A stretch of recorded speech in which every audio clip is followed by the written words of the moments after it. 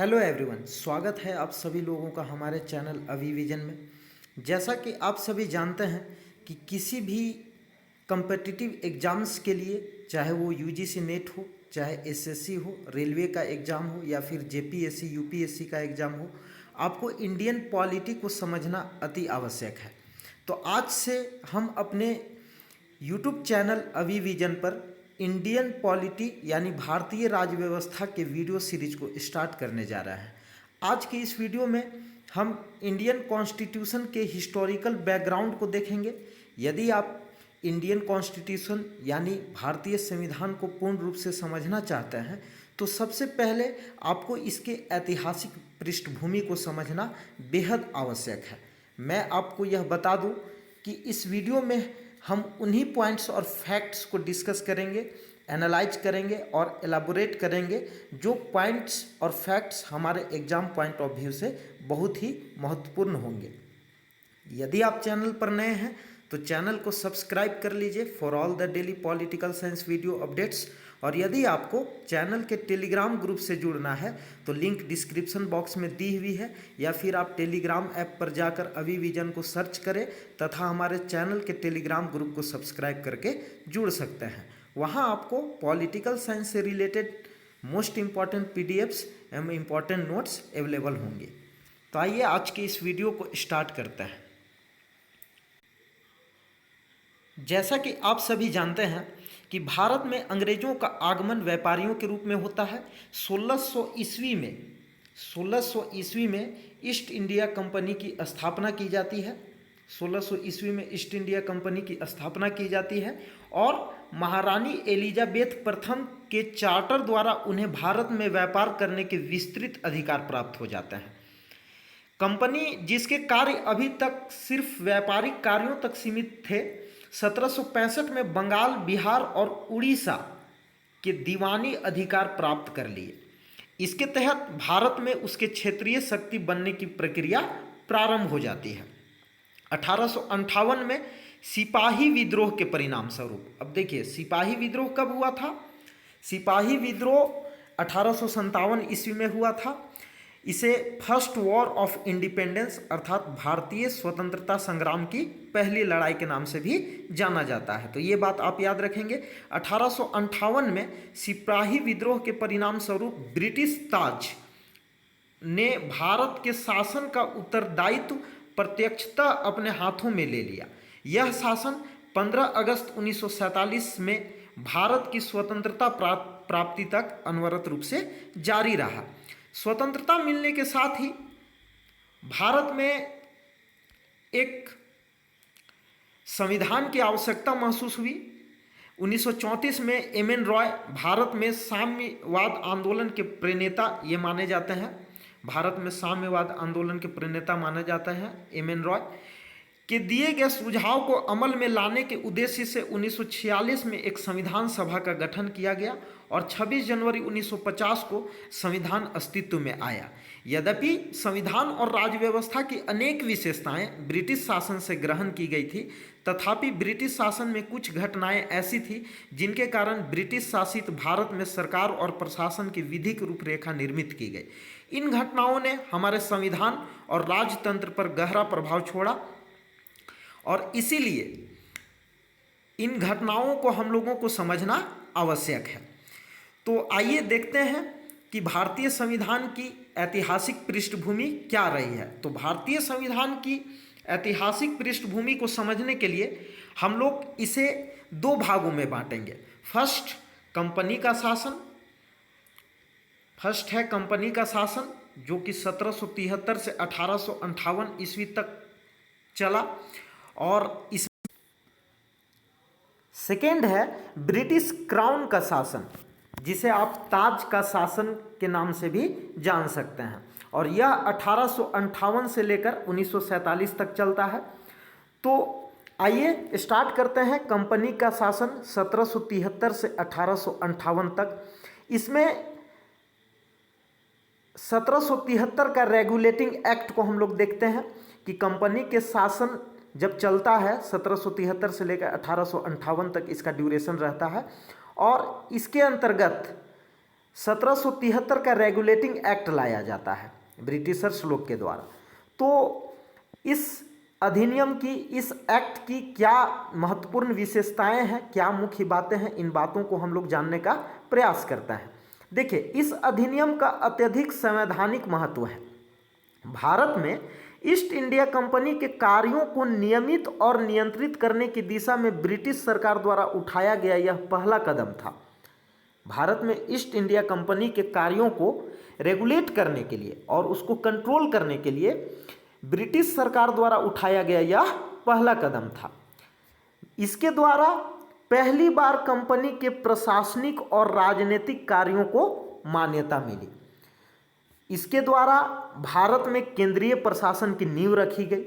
तो ये मुख्य बातें हैं, इन बातों को आपको ध्यान में रखना है, जिनमें फर्स्ट क्या है कि भारत में ईस्ट इंडिया कंपनी के कार्यों को नियमित और नियंत्रित करने की दिशा में ब्रिटिश सरकार द्वारा उठाया गया यह पहला कदम था। जहां पहला शब्द का इस्तेमाल हो रहा है वो समझिए कि आपके एग्जाम पॉइंट ऑफ व्यू से वो बहुत ही इम्पॉर्टेंट है। जैसे कि इसमें बोला जा रहा है कि इस अधिनियम के द्वारा ईस्ट इंडिया कंपनी के कार्यों को नियमित और नियंत्रित करने की दिशा में ब्रिटिश सरकार द्वारा उठाया गया यह पहला कदम था। इसके द्वारा पहली बार कंपनी के प्रशासनिक और राजनीतिक कार्यों को मान्यता मिली तथा साथ ही साथ इसके द्वारा भारत में केंद्रीय प्रशासन की नींव रखी गई। आपसे एग्जाम में क्वेश्चन पूछा जा सकता है कि 1773 के रेगुलेटिंग एक्ट की मुख्य बातें क्या थी। तो मुख्य बातें क्या क्या थी?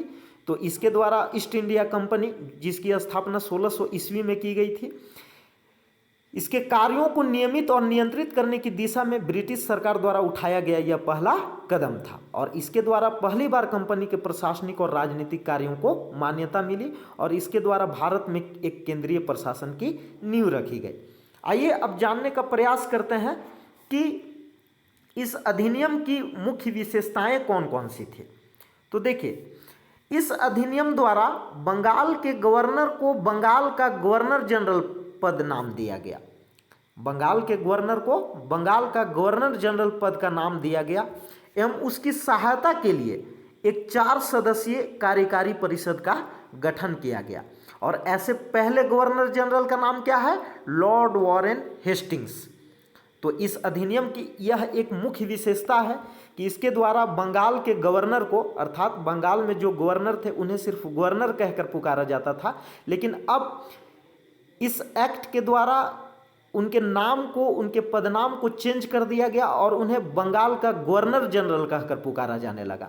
और ऐसे पहले गवर्नर जनरल का नाम क्या था? Lord Warren Hastings. आपसे एग्जाम में क्वेश्चन के रूप में पूछा जा सकता है कि पहले गवर्नर जनरल का नाम, भारत के पहले गवर्नर जनरल का नाम आप बताइए कि उनका नाम क्या था। ब्रिटिश भारत के पहले गवर्नर जनरल, ब्रिटिश भारत, तो उसका नाम होगा लॉर्ड वॉरेन हेस्टिंग्स। ये आपके एग्जाम पॉइंट ऑफ व्यू से इंपॉर्टेंट है, याद रखेंगे, आप ध्यान में रखेंगे। इसके द्वारा मद्रास एवं बंबई के गवर्नर, बंगाल के गवर्नर जनरल के, इसके द्वारा मद्रास एवं बंबई के गवर्नर बंगाल के गवर्नर जनरल के अधीन हो गए, जबकि पहले सभी प्रेसिडेंसियों के गवर्नर एक दूसरे से अलग थे।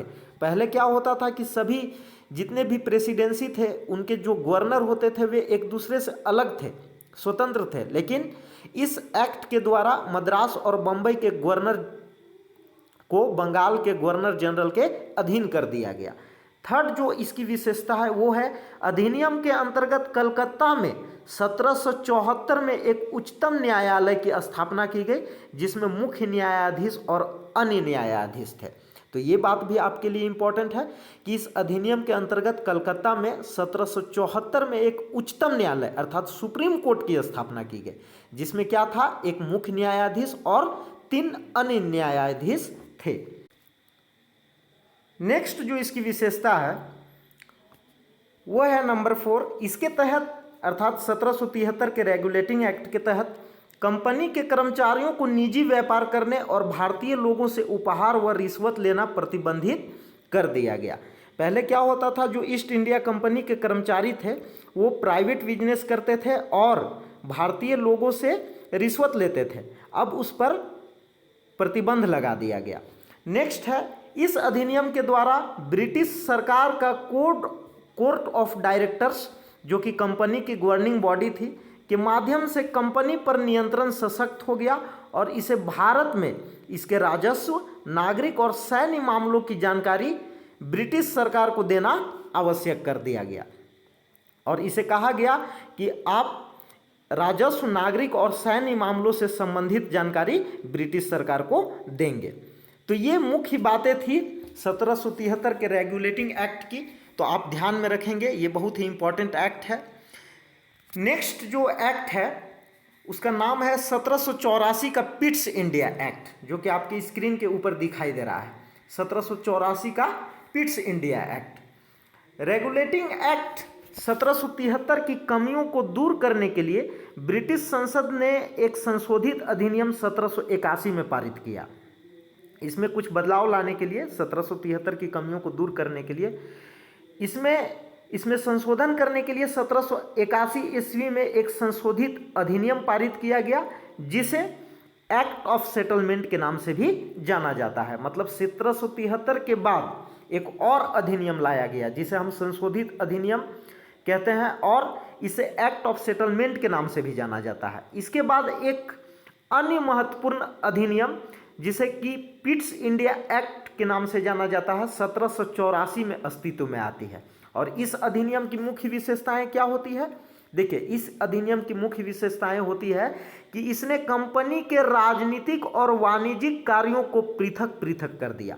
कंपनी के, अर्थात ईस्ट इंडिया कंपनी के जो पॉलिटिकल एक्टिविटीज थे और जो कॉमर्शियल एक्टिविटीज थे, उनको अलग अलग कर दिया गया इस एक्ट के द्वारा। इस अधिनियम के द्वारा कंपनी के राजनीतिक और वाणिज्यिक कार्यों को अलग अलग कर दिया गया। तो आपसे क्वेश्चन पूछा जा सकता है एग्जाम में कि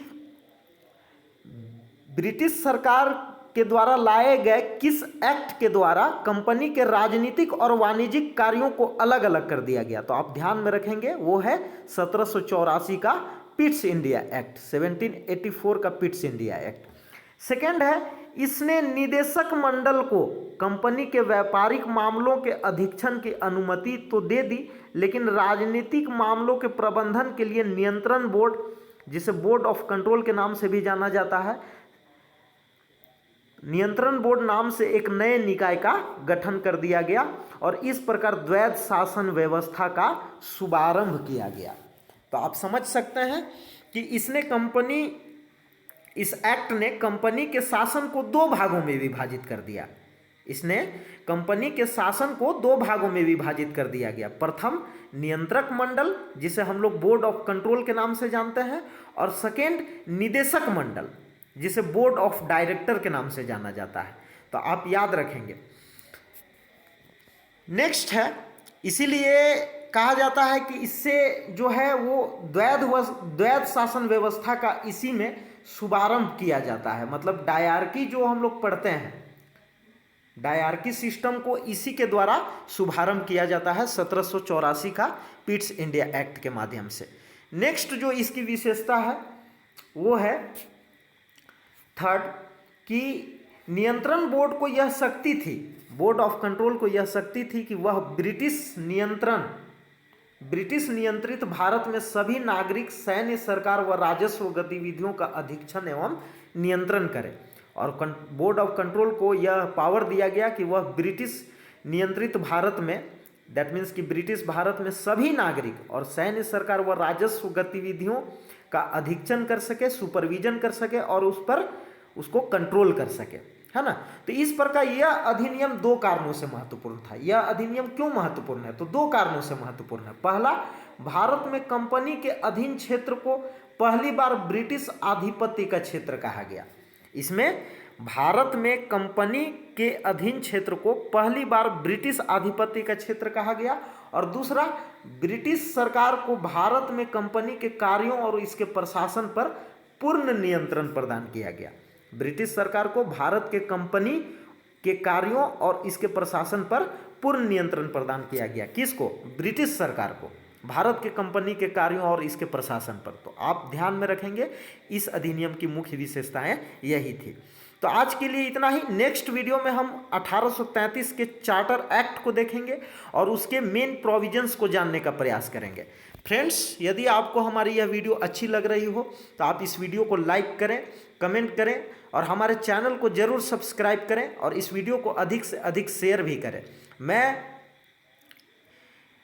इंडियन पॉलिटी को समझाने के लिए एम लक्ष्मीकांत बुक का प्रयोग कर रहा हूं, क्योंकि ये बहुत ही बेनिफिशियल है किसी भी कम्पिटिटिव एग्जाम्स के लिए। ये बुक बहुत ही बेनिफिशियल है, बहुत ही लाभदायक है और इसके जो कंटेंट है वो बहुत ही इम्पॉर्टेंट है। तो इसीलिए मैं एम लक्ष्मीकांत बुक का प्रयोग कर रहा हूँ। आप सभी चाहें तो इस बुक में जो मेन पॉइंट्स है उसको आप नोट कर सकते हैं और अपना नोट्स खुद से बनाते चल सकते हैं। तो आज के लिए इतना ही, मिलते हैं नेक्स्ट वीडियो में। आज के इस वीडियो को देखने के लिए आपको बहुत बहुत धन्यवाद।